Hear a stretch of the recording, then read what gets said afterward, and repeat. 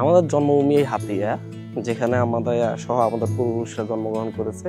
এই দ্বীপের মানুষকে ভালোবাসা দিয়ে এই দ্বীপের মানুষের জন্য কাজ করার যে আকাঙ্ক্ষা, সেটা কেউ লালন করছে বলে আমার ধারণাই নেই।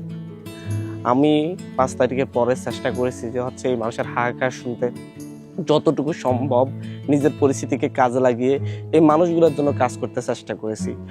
আমি 1 বছর আগে হাতিয়ার মানুষকে বলেছিলাম যে হাতিয়ার জন্য আমি এমন কিছু করব, হাতিয়া সারা বাংলাদেশের বুকে একটা রোল মডেল হবে, এবং বাস্তবিক অর্থে 1 বছরের মাথায় হাতিয়া সারা বাংলাদেশের রোল মডেল। এই হাতিয়ার নামটা আমরা সারা বাংলাদেশের বুকে এমন ভাবে গঠিত করতেছি, হাতিয়ার মানুষ যে কোনো জায়গায় মাথা উঁচু করে বললো আমরা হাতিয়ার লোক। এজন্য হাতিয়াবাসীর কাছে আমার একটাই আবেদন, ব্যাকে আইয়েন, মিলি যাই, হাতিয়া বাঁচাবার শেষ লড়াই। আমরা সবাই মিলেমিশি হাতিয়া গড়বার শপথ নিছি।